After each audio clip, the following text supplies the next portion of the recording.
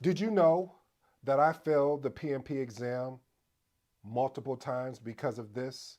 Hey, if you're new to the channel, I go by the name of ED. For all you smart and intelligent folks out there, that just simply means Ed. Do you mind if I share a story with you?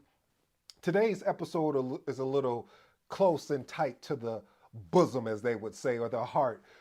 Due to the fact that this is a true story. You know, a lot of you may see videos out there just like, hey, if you know, these are the 10 or 5 or 2 things that I wish I would have known before I took the exam. But I'm a living, walking, true proof of if I wish I would have listened, if anything, to these things, let alone understood them a little bit better. So, what makes me qualified to be able to talk about this particular topic here is because I didn't fail the exam once, I didn't even fail it twice.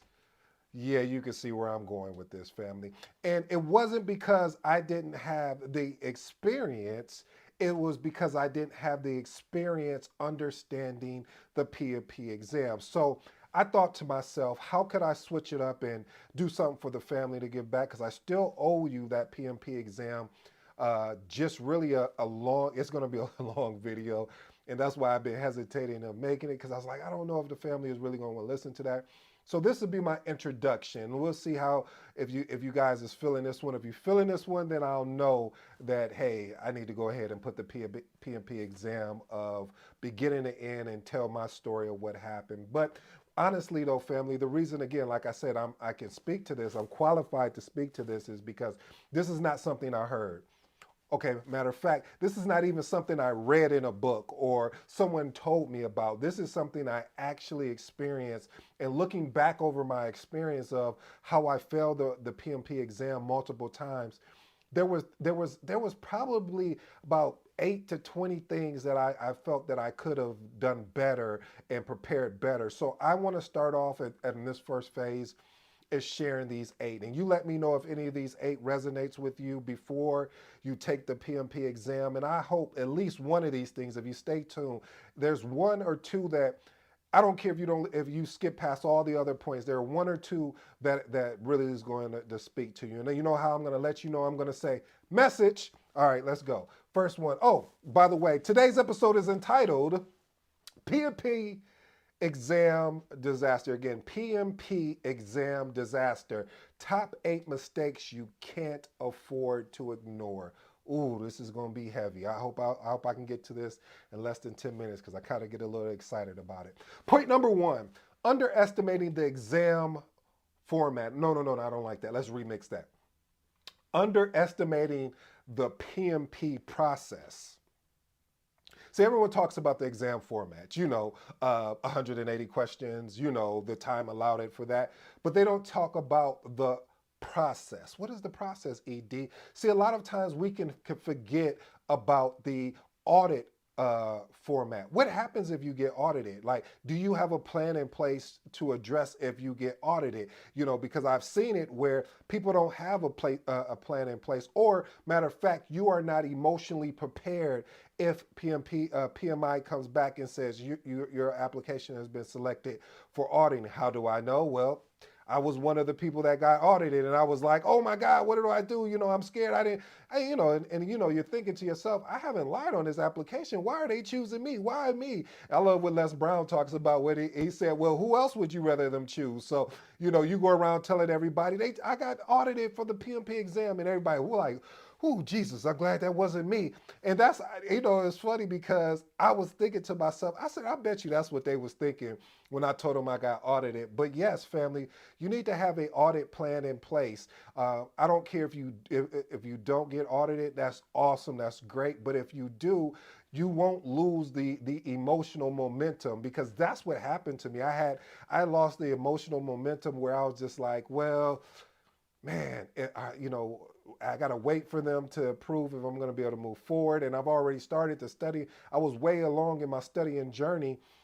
So this is huge. You want to make sure that you focus on being able to have a particular audit process in place, because if you don't have the audit process in place, then it's really going to hurt you long term by not having that particular item in place. All right, let's move on to the exam format. Again, the exam format is basically 180 questions. It includes it's a situational scenario based question. So make sure you have that understood. And then the last piece of it is, and I don't know why people sometimes forget about this, and it would seem, I just did some homework, and my homework told me recently that I love what PMIs did. They must have been paying attention.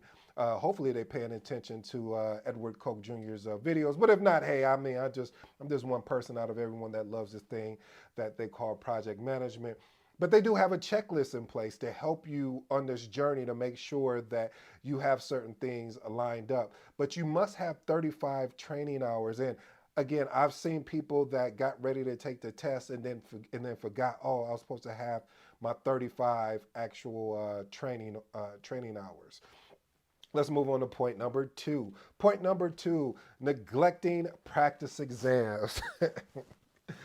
You know what? Listen, I'm laughing because, family, I experienced a lot of these points that I'm sharing with you, and I just hope, I really do, if it's just 10 of you that listen to this, or I wish it was like a million, to be honest with you, because these things here that I'm talking about will save you a lot of heartache, a lot of heartburn, and a lot of frustration. But what I've noticed too, what I was doing is I was taking the practice exams, but I wasn't understanding the meaning behind the question. What do you mean? Well, what I mean is that when I was looking, let's say I got the question wrong, I didn't go back to the PMBOK to actually look at how did I miss it, and how does this question correlate to the actual PMBOK? Because a lot of times you could start doing what I was doing because of my memory. I just start memorizing the questions and memorizing the answer.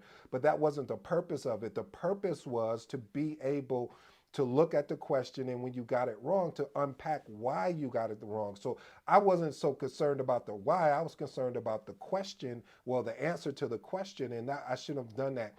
So when I switched that up and I started understanding the why, looking at that thing called the PMBOK, basically what is a reference guide, and looking at where was I falling at within those processes, or that particular framework of things. So again, make sure, I don't care what type of PMP certification training, you need how many, 35 training hours. I don't care whose course you're taking, but make sure you don't get into memorizing the actual answer. You memorize why that answer was what it was by referencing the PMBOK, excuse me.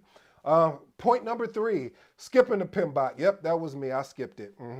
Yep. I know a lot of people won't share that with you. They'll just say, "No, I read it from cover to end." I didn't do that, and I paid for it because going back to point number two, I didn't have a reference point of saying I was memorizing the answers, and it showed up in my test results because I failed.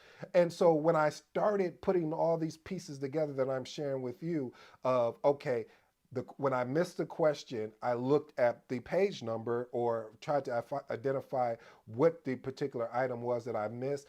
It helped accelerate my learning process. And then it wasn't just a memorizing type thing. It was really truly what the PMP exam is, which is a situational test, and it allowed me to understand it better.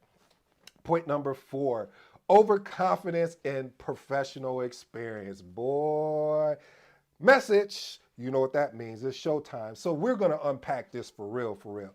The reason why we're going to unpack this is because so many people rely on their work experience, and they're not, I'm going to say, infusing your work experience along with the PMBOK framework, which can differ from the real world practice. Because, normally, I'll give you a perfect example. Normally on a particular project, when a charter is in place, it initiates or authorizes the project manager. But I've been in organizations, again, like I said, it's different everywhere, in organizations where the business case is something that authorized the project manager, which was confusing to me at the time. But that's how they did it. Or they didn't have the 5 process groups, they had like 7, or it was just so different organizations did it different ways. Now there were some organizations that I worked with that really aligned with the PMBOK, which I appreciate because it was easier to navigate. But there are other organizations that I've been in that you were just like, okay, what is this phase that we're in? And you're like, this doesn't make sense to me. So you have to be able to take some of your real world experience, but not be so cocky or overconfident like, oh, my professional, experience, I could just walk in and take the test. And that's how a lot of people get set up for, doing the 24-hour boot camp or the 72-hour boot camp and thinking they can walk into an exam and pass it. Now some do, no disrespect, but respectfully, for those of us like us that are on the career path, for those of us that's like this that really want to develop their project management acumen, then those don't really work well for us. I personally tried it, and again, I'm not speaking from what I read. I'm not speaking from what I heard. I am speaking from true experiences, family. So yes, there are some boot camps out there that may be effective for you. They just weren't for me. They didn't work for me. Every time I've tried one of those things, it just didn't. It just wasn't in my favor. Let's say that. Okay, so don't be so overconfident like, yeah, I just know project management from beginning to end. Anyway, as a project manager, if you have a project manager like that, you're going to have some challenges and some trials and tribulations as it is, because a project manager or someone that is studying project management, they should always be having a beginner's mindset. A beginner mindset is saying they are welcoming to learn and they're willing to grow or have a growth mindset. So let me move on. Point number 5, decision making versus choice making. Message. So let me tell you why this is really a truly message, and you really want to stay tuned. Like again, I told you at the beginning of the video, there's going to be some where I say message.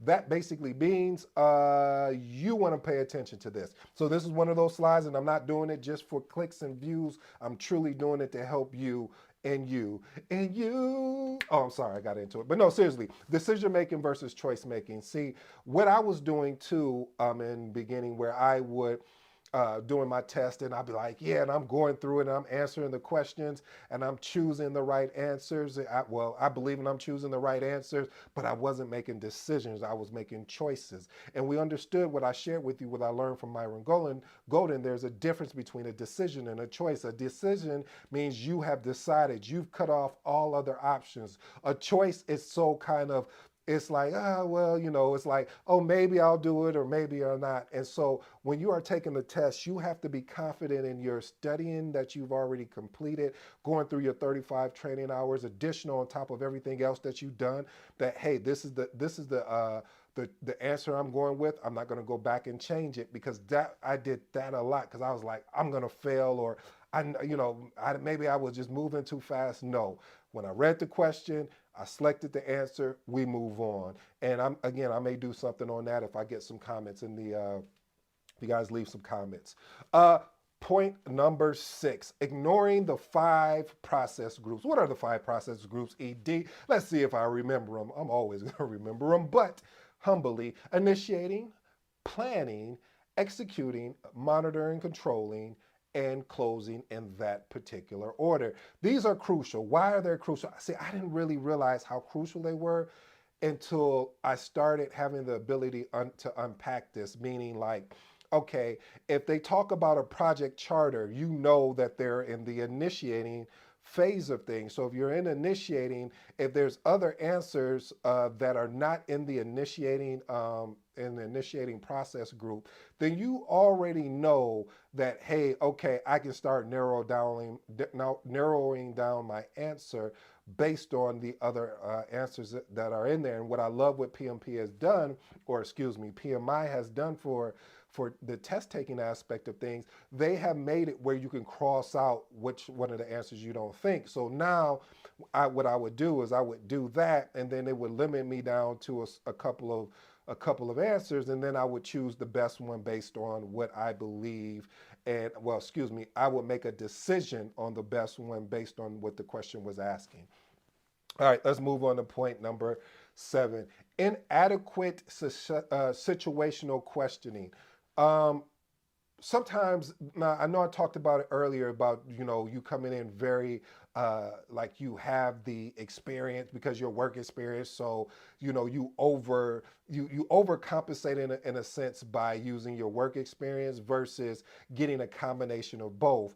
Now this is really flipping to the other way around, where basically you are when I talk about the inadequate situational question practice aspect of things, is more or less you flipping it around. Now you're doing so much theory that you don't have that mixture of adding some of your work experience in there. So you're more or less really relying solely on the theory without actually solving the practice question. And that's what really, and when you don't get that hands-on experience of understanding how these situational questions are really asked to you, you don't get a chance to train your mind how to answer these questions. And again, what I recommended, because I always want to leave you with value, is being able to take, when you get a question wrong or we wasn't sure in the decision you made on a question, being able to reflect back to the PMBOK guide to understand why that answer was the way it was or it wasn't. Okay, last and final point, family, and I promise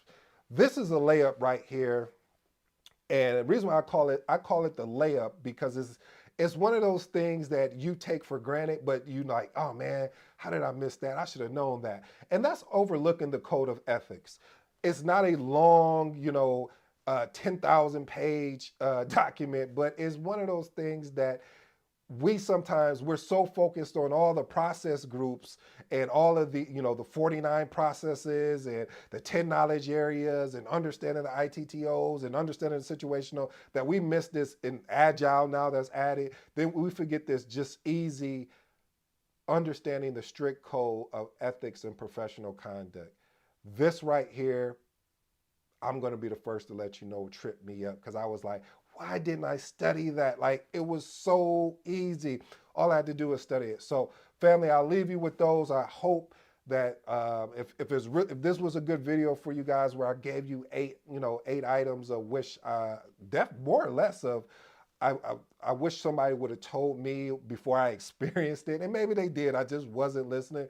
But these are truly top 8 mistakes that you can't afford to ignore.